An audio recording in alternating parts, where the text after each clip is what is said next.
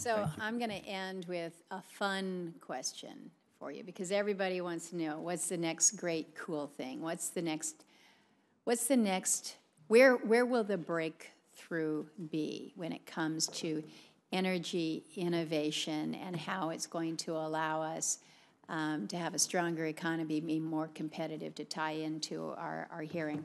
So what's the next breakthrough? And then also, are there any growth markets where we here in the United States are under-investing in our energy technology development? So you won't be held accountable for your prognosis, but I am curious to know if you think that there are some areas where if we put a few more resources, we could be more competitive and really help advance this. So Dr. Anderson, we'll start with you from the National Lab perspective. One of the really exciting projects that we're working on as a collaboration of national labs are what happens at the interface of different energy technologies. How can we create hybrid systems that are take everything from micro nuclear reactors to fossil energy generation and renewables, put them together in one package and produce energy remotely or large scale on the grid. And so we see that as a tremendous opportunity that couples clean carbon captured fossil energy with renewables and nuclear, and working truly at the interface of all those. Are we under-investing anywhere?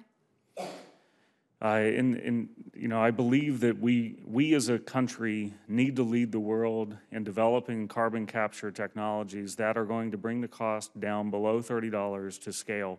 The reason we haven't seen the investment from the venture capital region yet is because those costs are still at this time prohibitive, and we don't have a cost structure for moving those into the market. Very good. Dr. Deskins. I mean, unfortunately, I'm not from an engineering or an energy perspective, so I can't answer your question directly, but I can say that for West Virginia and for many regions like it across the country, what we're doing now is not working. It's not sustainable. We have to diversify, and it's our most fruitful path of diversification is into alternative uses or alternative energy industries that build on our current comparative advantage.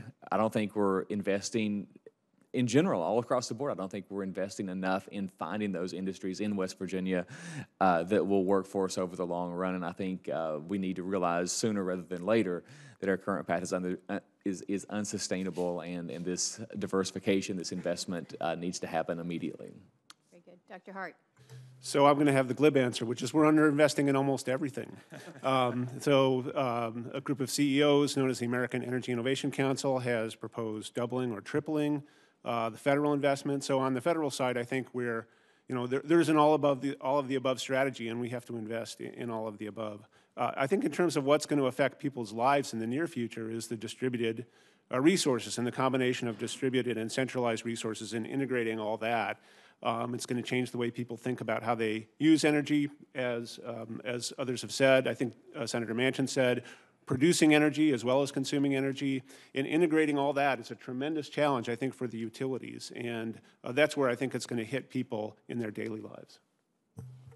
Certainly, Senator Alexander would agree with you on the investment side of it, and that has been part. I think that's his first point in his Manhattan approach to what we're going to do with climate, is we're going to double the budgets here when it comes to the research, the R&D that goes on. Mr. Ragsdale.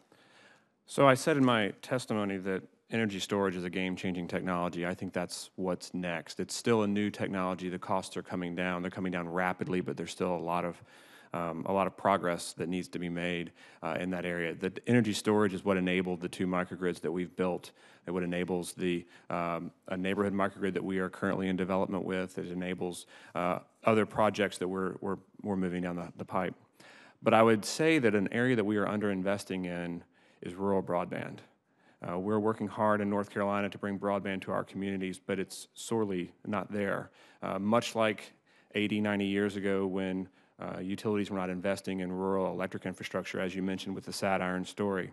The electric co-ops were formed because farmers got together and said, we need electricity, and so they brought it to themselves. We really want to work hard to improve rural broadband. It's a part of the energy infrastructure. It's an enabling technology, the thermostats, the demand response that we use. depends upon having broadband.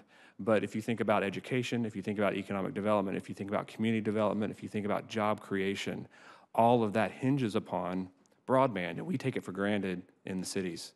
But in the rural parts of the country, a lot of people just simply do not have it, except for on their phone, and that's limited to that extent. So I would emphasize that.